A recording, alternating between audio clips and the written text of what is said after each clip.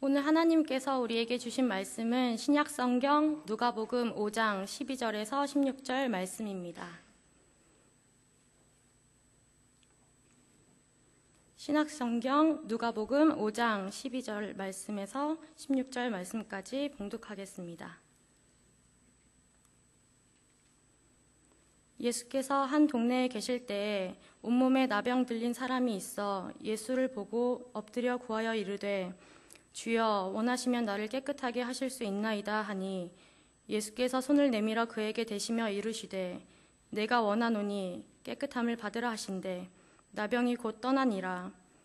예수께서 그를 경고하시되 아무에게도 이르지 말고 가서 제사장에게 내 몸을 보이고 또 내가 깨끗하게 됨으로 인하여 모세가 명한 대로 예물을 드려 그들에게 입증하라 하셨더니 예수의 소문이 더욱 퍼짐에 수많은 무리가 말씀도 듣고 자기 병도 고침을 받고자 하여 모여오되 예수는 물러가사 한적한 곳에서 기도하시니라.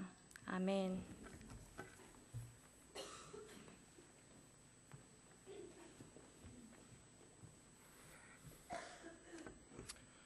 찬양대의 찬양을 하나님께 올려드린 후 이리노 목사님께서 손을 내밀어 대시다라는 제목으로 하나님 말씀을 전해주시겠습니다.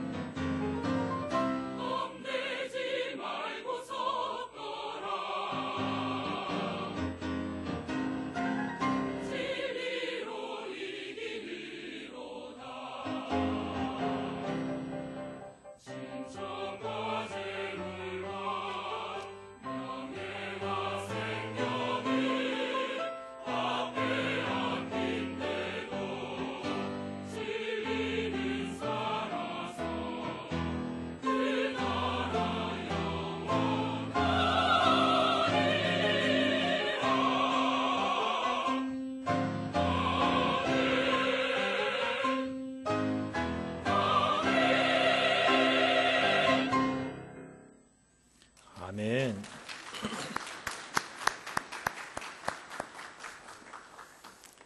피아노를 두 분의 피아니스트가 치는 것은 처음 보는 것 같아요. 아름다운 찬양 하나님께서 받으셨을 줄로 믿고 감사와 영광을 올려드립니다. 기적에 대한 두 가지 태도가 있습니다. 기적을 바라볼 때 어떤 사람들은 기적을 믿지 않습니다.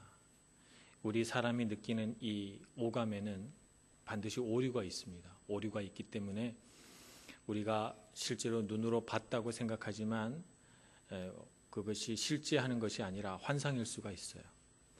그렇기 때문에 어떤 기적이 일어났을 때 그것을 우리 감각의 오류라든지 우리 경험상의 오류라고 그렇게 생각하는 사람들이 있습니다.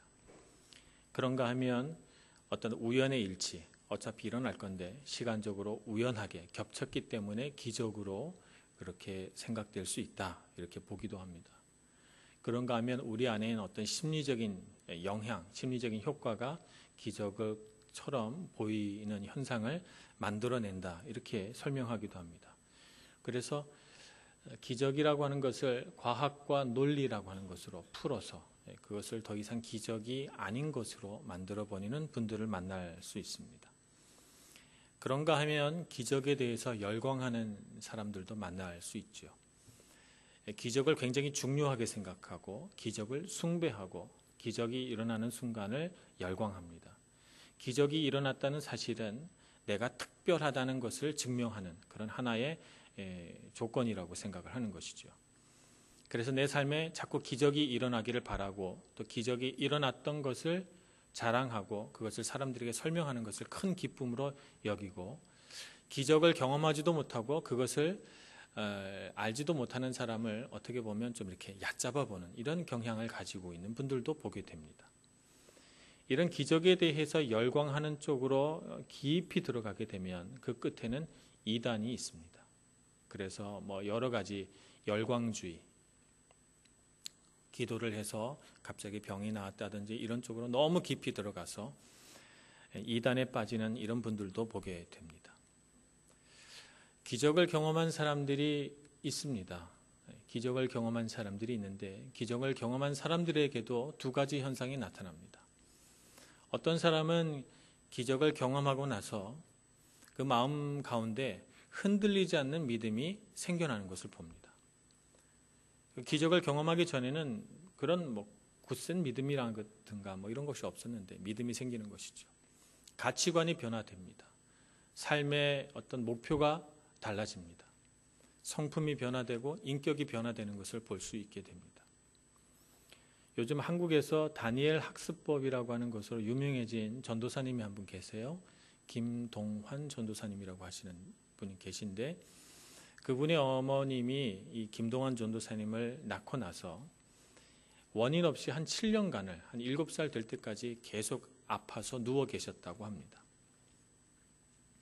그래서 정말 이 어머니의 병을 고치기 위해서 여러 용하다는 의사들을 다 찾아가서 진찰을 받아봤지만 특별히 왜 그렇게 몸이 아파서 누워 있어야만 하는지 원인을 밝혀내지를 못했어요. 그러니까 이것은 어떤 영적인 문제다 이렇게 생각을 해서 절에 가서 이제 불공도 드립니다. 그리고 점도 쳐봅니다. 그리고 무당을 불러다가 무당으로 하여금 굿도하게 해요. 그래서 막 굿도 여러 번 해보고 또 집안 자체가 유교 집안이기 때문에 교회 갈 생각은 안 해봤어요. 근데 그 김동환 전도사님이 누나를 어떤 분이 피아노를 가르쳐주고 계셨는데 그분이 이제 교회에 다니시는 분이셨습니다. 어느 날 아파 누워 계시는 어머니에게 와서 전도하시면서 간곡하게 말씀하시기를 다 해보지 않았습니까? 절에도 가봤고 무당에게 굿도 해봤고 점도 쳐봤고 다 해봤는데 이제 교회 가는 것만 안 해보지 않았습니까? 그러니 속눈샘 치고 교회 한번 오세요. 하나님이 치료하실 수 있습니다. 이렇게 말했어요. 정말 말대로 다 해봤는데 교회 가는 것만 안 해본 거예요. 유교 집안이라 교회 가는 걸 너무너무 싫어하시는 것이죠. 그런데 정말 병이 위중하니까 용기를 내서 교회를 가게 됩니다. 교회 예배당을 들어가는데 십자가가 너무너무 무섭더래요. 십자가를 보는데 십자가가 막 너무너무 무섭게 느껴지고 그래서 간신히 예배당에 들어가서 기도하고 목사님께 기도를 받았는데 목사님이 기도하시는 중에 이분이 탈진해서 쓰러지십니다. 기절을 하시죠. 그리고 나서 한참 만에 깨어나셨는데 몸이 굉장히 가볍고 그 순간 자기 몸의 병이 다 나았다는 사실을 깨닫게 됩니다. 기적이 일어난 것이죠. 그분이 그날부터 일어나셔가지고 바로 다음날 새벽 예배를 가셨는데 그때부터 지금까지 새벽 예배를 단 하루도 빼놓지 않고 매일 새벽 예배를 드리신다고 그래요. 김동환 전도사님이 이렇게 믿음 생활을 기적적으로 시작하게 되신 어머니 밑에서 컸는데 공부를 못해서 맞아본 적은 없대요. 근데 집에서 기도하고 성경 보는 거 이거 빠뜨렸다가 멍이 들도록 회초리를 맞은 적은 있다고 합니다. 그럴 정도로 이 어머님의 신앙이 대단하고 삶이 바뀌었고 가치관이 바뀌고 그분의 인격이 달라졌어요. 그런가 하면 어떤 분은 기적을 경험하고도 변화되지 않는 분도 있어요. 기적을 경험해서 몸에 병이 났고 정말 놀라운 치료가 그 몸 가운데 일어났는데 그때는 너무너무 행복하고 정말 하나님이 살아계시다 이렇게 생각을 했는데 시간이 좀 지나고 나니까 원래부터 나는 건강했던 것 같고 내가 아팠던 건 내가 착각했던 것 같고 뭐 이런 생각을 자꾸 하게 되면서 믿음도 자라지 않고 가치관도 변화되지 않고 인격이나 성품도 조금도 달라지지 않는 그런 분들도 있습니다. 예수님 시대에도 많은 사람들이 예수님을 통해서 기적을 체험했습니다. 그런데 병이 낫거나 혹은 귀신이 떠나가거나 이런 기적을 체험한 사람들이 다 예수님을 믿게 된 것은 아닙니다. 그들 중에 많은 사람들이 예수님을 믿지 않는 삶 가운데로 다시 돌아가는 것을 보게 됩니다. 예수님을 믿고 예수님의 제자가 된 사람들도 있습니다만 예수님께서 특별히 구별해서 세운 12명의 제자 가운데 기적을 체험한 사람은 아무도 없습니다. 병이 나와서 12명의 제자가 되신 분은 없어요. 또 기적적으로 병이 나아도 우리가 인생을 살아가다 보면 기적을 경험해도 언젠간 다 죽습니다. 내가 죽을 병에 걸렸다가 기적적으로 예수님의 어떤 능력으로 다시 살아났다고 해서 내가 한 500년 살지 않습니다. 때가 되면 나이가 들면 죽습니다. 누구나 다 죽습니다. 어떤 사람에게는 기적이 일어납니다. 그런데 어떤 사람에게는 기적이 일어나지 않습니다. 어떤 사람에게는 뜻하지 않게 하나님의 기적적인 치유가 임하기도 하지만 어떤 사람은 기적이 일어나게 해달라고 아무리 기도해도 기적은 일어나지 않고 그분이 가야 할 길로 가는 것을 보게 됩니다. 그러면 기적은 무익한 건가요? 기적은 아무 소용이 없는 것입니까? 이렇게 기적이 무익한 것이라면 예수님은 왜 이 땅에 오셔서 기적을 일으키시는 것일까요? 마태복음 4장 17절에 보면 예수님께서 광야에서 사탄에게 시험을 받으신 후에 공생애를 시작하는 장면이 나옵니다. 공생애를 시작하시면서 예수님이 첫 번째 설교를 하세요. 마태복음 4장 17절은 이렇게 기록합니다. 이때부터 예수께서 비로소 전파하여 이르시되 회개하라 천국이 가까이 왔느니라 하시더라. 이렇게 기록하고 있습니다. 회개하라 천국이 가까이 왔느니라. 이 말씀이 예수님이 공생애를 시작하시면서 가장 처음 하신 말씀입니다. 천국은 하늘나라다 이렇게 우리가 풀어서 얘기할 수 있습니다. 하늘나라는 하나님이 다스리는 나라, 하나님 나라입니다. 그러면 하나님이 다스리는 나라는 어떤 나라인가? 하나님이 주권자이고 하나님이 주관자이시며 하나님이 주인이신 나라입니다. 그래서 하나님이 다스리시고 그런 하나님의 다스리심을 그 나라에 있는 모든 하나님 나라의 백성들이 다 받아들이고 그것에 순종하는 나라, 그것이 바로 하나님 나라죠. 그래서 하나님 나라의 백성된 사람들은 생명이 하나님께로부터 나온다는 사실을 잘 알고 있습니다. 생명이 하나님 손에 있고 하나님께로부터 나온다는 사실은 다른 면에서 보면 하나님이 다른 손에 죽음도 갖고 계시다는 거예요. 그래서 하나님은 생명과 죽음의 주관자가 되십니다. 그렇기 때문에 우리는 생명의 주관자 되신 이 하나님을 바라볼 때 사랑하기도 하지만 두려워하기도 합니다. 하나님을 두려워하는 마음, 우리를 살리시기도 하지만 죽이실 수도 있는 분. 그래서 그 하나님을 바라볼 때 우리는 두려움을 갖게 됩니다. 그것을 하나님 경외다 이렇게 말하지요. 이것이 하나님을 경외하는 마음입니다. 하나님 나라 백성들은 다 하나님을 두려워하며 하나님을 경외합니다. 그런데 하나님을 경외하지 않는 사람들이 있습니다. 하나님을 두려워하지 않아요. 제가 경험한 어떤 분은 하나님을 두려워하지 않았습니다. 아내가 교회 나가는 걸 그렇게 싫어해요. 그래서 교회 나가는 아내를 보고 뭐라고 말하냐면 너는 정신이 약해가지고 그래서 문제야 이렇게 말합니다. 마음이 나약하니까 그래 너 같은 사람은 교회라도 가야지 이렇게 했다가 정신이 나약해가지고 그러면서 또 교회 못 나가게 핍박도 했다가 뭐 이렇게 아내를 괴롭힙니다. 세월이 흘러서 이 남편분이 나이가 많이 들어서 이제 죽게 됐습니다. 병석에 있게 됐죠.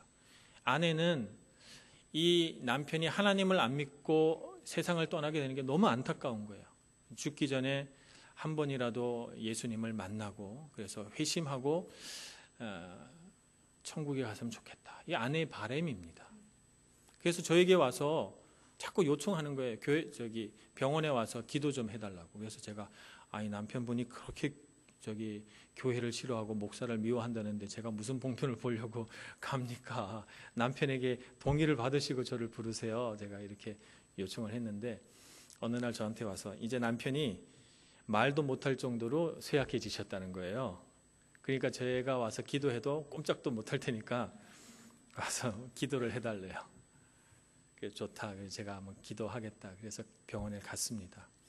제가 가니까 몸은 좀 이렇게 뒤척거릴 수 있는 힘이 있었나 봐요. 제가 딱 가니까 몸을 딱 돌려버리시더라고요.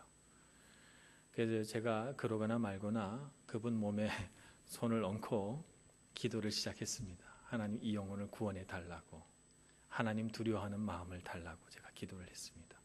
한참을 기도하고 눈을 떴더니 그분의 눈에서 눈물이 주르륵 흐르더라고요. 마음에 어떤 변화가 있었는지 알 길은 없습니다만 그분은 그렇게 가셨습니다. 하나님을 두려워하지 않는다면 하나님은 이 세상에서 가장 강하고 능하신 분이시니까 하나님을 두려워하지 않는다면 이 세상에 아무것도 두려운 것이 없어야 합니다. 그렇잖아요. 하나님을 두려워하지 않으면서 하나님을 믿으려면 차라리 나를 믿어라 그러면서 이 세상에 아무것도 무서운 것이 없다고 큰 소리를 치던 사람들도 죽음 앞에서는 두려워합니다. 이 세상의 어떤 고통과 고난 앞에서 두려워 떠는 모습들을 보게 됩니다.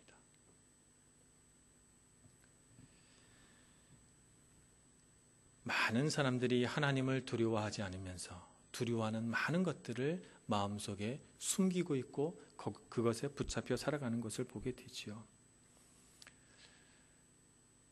기적은 일어납니다. 기적은 왜 일어날까요? 하나님의 나라가 가까이 왔다는 것을 우리에게 가르쳐 주시려고 기적이 일어납니다. 예수님께서 이 땅에 오셔서 왜 기적을 일으키셨을까요? 이 세상에 하나님이 없는 것처럼 살아가면서 죄로 인하여서 구부러지고 왜곡되고 아프고 병든 사람들을 하나님의 능력으로 고치시고 하나님의 다스림으로 그 질서가 회복되게 함으로써 천국이 가까이 왔다고, 천국이 바로 우리 곁에 있다고, 하나님의 다스리심 안으로 들어오라고 우리에게 초대하기 위하여 기적은 일어납니다. 그래서 기적은 하나님 나라의 표지다 이렇게 말할 수가 있습니다. 그러니 여러분, 기적에 열광하지도 말고 기적을 믿지 않는 불신앙 속에 빠지지도 말고 기적을 바라보시면서 하나님을 보시기를 축복합니다. 오늘 예수님 앞에 한 병자가 찾아옵니다. 이분은 나병을 앓고 있습니다. 나병은 우리가 보통 한센병 이렇게 부릅니다. 좀 이 나병을 비하해서 말할 때는 문둥병 이렇게 말합니다. 성경에 한동안 문둥병이라고 기록도 있다가 이제는 다 나병이라고 이렇게 고쳤습니다. 나병을 앓게 되면 제사장이 그 나병으로 판정을 하게 되면 그 사람은 부정한 자가 됩니다. 부정한 자가 되면 그 사람의 물건, 그 사람의 옷, 그 사람의 신체는 다 부정해집니다. 그래서 그 사람이 소유한 물건이나 그 사람의 신체에 손을 대게 되면 같이 부정한 사람이 되고, 이런 부정한 병이 그 사람에게 옮을 수도 있습니다. 그래서 제사장이 이 사람은 나병입니다 이렇게 판정을 내리게 되면 그 사람은 그 사회에서 격리됩니다. 부정한 사람이기 때문에 마을에 들어올 수도 없습니다. 사람들과 관계를 맺을 수도 없고 일을 할 수도 없어요. 이 사람에게 사실상 육체적으로는 죽음에 이르지 않았지만 사회적으로는 죽음과 다름없는 삶이 그에게 기다리고 있습니다. 나병이 끔찍한 것은 그런 사회적인 어떤 소외도 문제지만 신체 일부분이 썩어서 떨어져 나가는데 고통이 없다는 것입니다. 그래서 어느 날 세수를 하는데 코가 뚝 떨어져 나가고, 손을 씻는데 손가락이 떨어져 나가고, 발가락이 떨어져 나가는 이런 끔찍한 일들이 그의 삶에 있게 됩니다.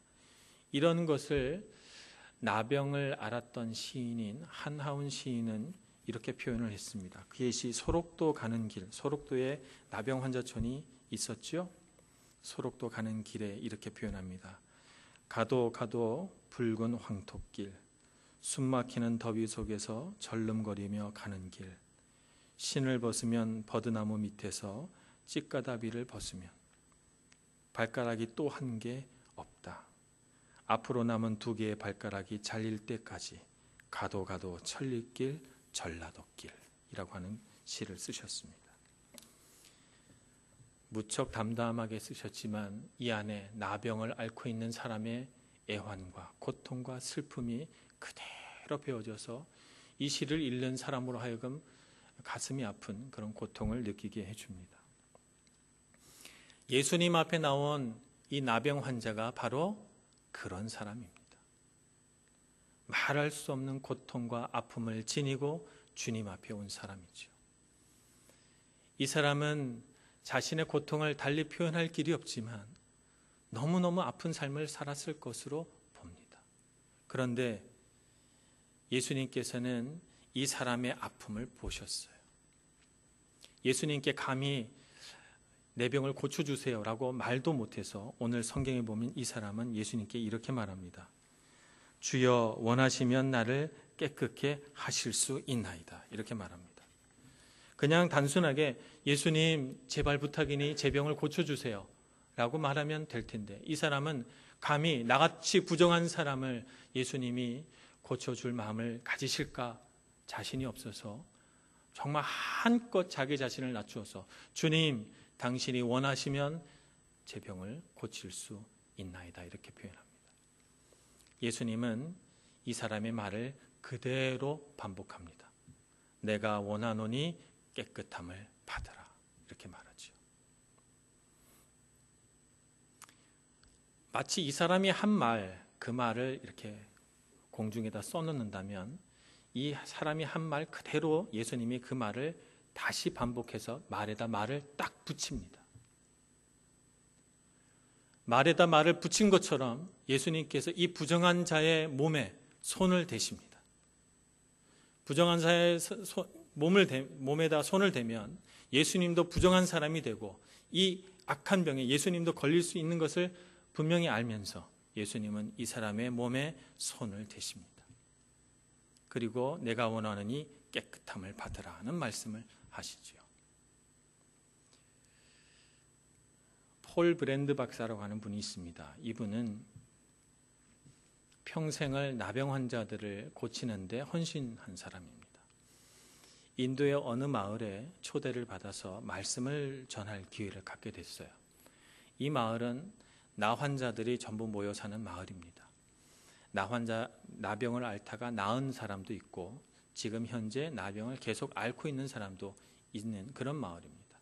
모여서 마을 한복판에 이렇게 마당에 이렇게 앉았는데 나병 환자들이 되게 그렇지만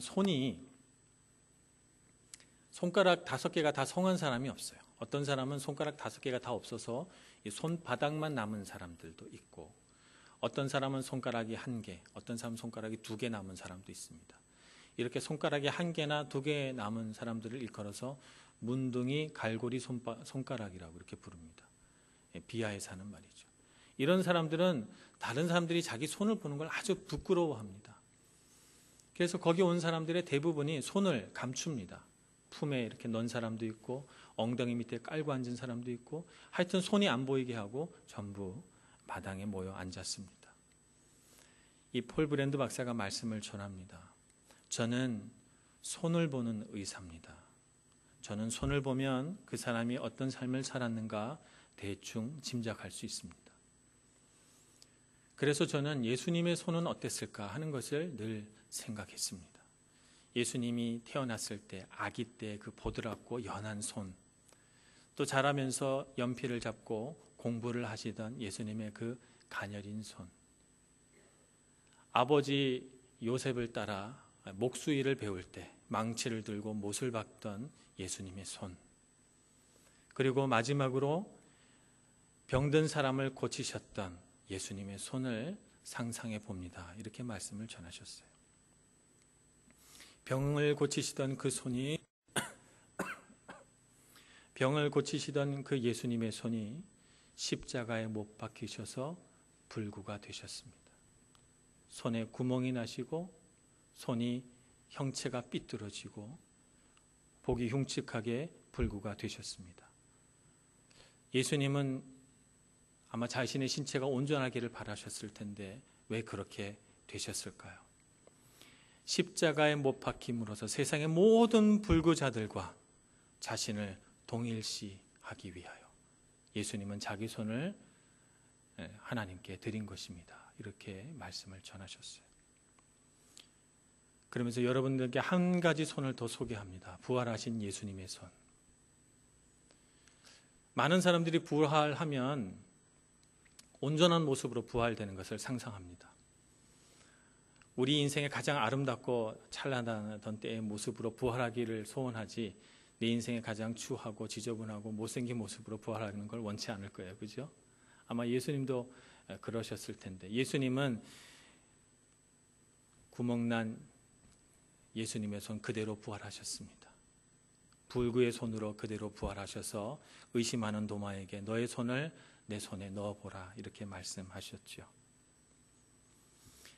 이 세상에 고통받는 사람들의 필요를 이해하실 수 있도록 고난의 표적을 가지고 부활하신 것입니다.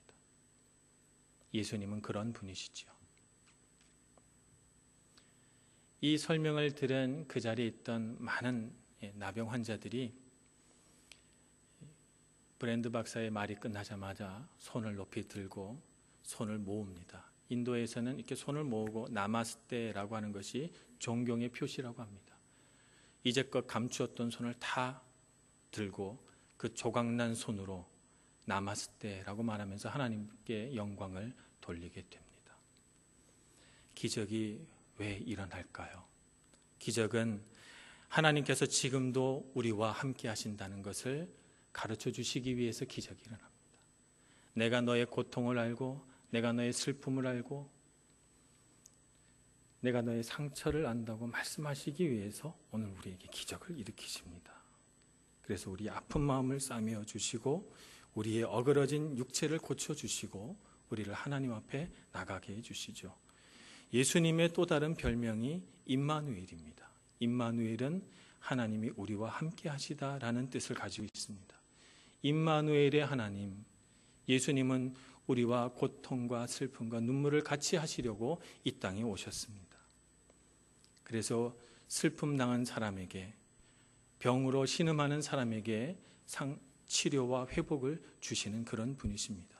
기적을 보지 마시고 기적 그 자체가 아니라 우리와 함께 하시려고 하는 예수님의 사랑을 보시는 여러분들이 되시기를 축복합니다.